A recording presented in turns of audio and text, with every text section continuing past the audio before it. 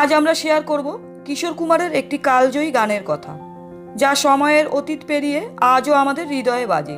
নীলে নীলে অম্বর পর চাঁদ জব আয়ে। 1983 সালের হিট সিনেমা কালাকার থেকে এই গানটি আজও সমান জনপ্রিয়। ऐसा कोई साथी हो, ऐसा कोई प्रेमी हो। আজ আমরা জানব কিভাবে এই গানটি জন্ম নিয়েছিল এবং কিভাবে এটি চিরকাল অমর হয়ে রইল। তো চলুন ফিরে যাই সেই সময়ের গানে। কালাকার সিনেমাটি পরিচালনা করেছিলেন পি সাম্ভাসিবা রাও এবং সঙ্গীত পরিচালনা করেছিলেন কল্যাণজি আনন্দজি। গানের কথা লিখেছিলেন ইন্দিভারজি। ছবিতে অভিনয় করেছিলেন কুণাল গোস্বামী ও শ্রীদেবী। গানের পরিস্থিতি ছিল রাতের বেলায় হিরো গানটি গাইছেন এবং দূর থেকে হিরোইন গানটি শুনছেন। ऐसा कोई प्रेमी हो झोंके जब बालों को सहलाए, जब गालों को छू जाए।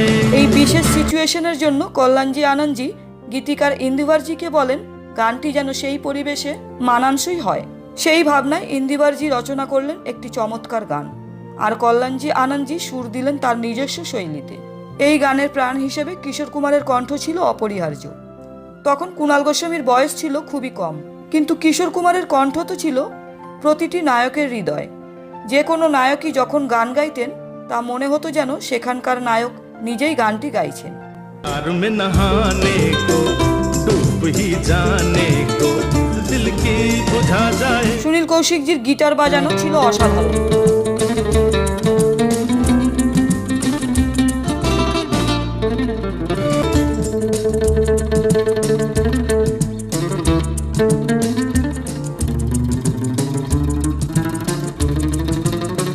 গানের জন্য কোনো ডাবিং হয়নি, এটি ছিল একটি লাইভ রেকর্ড।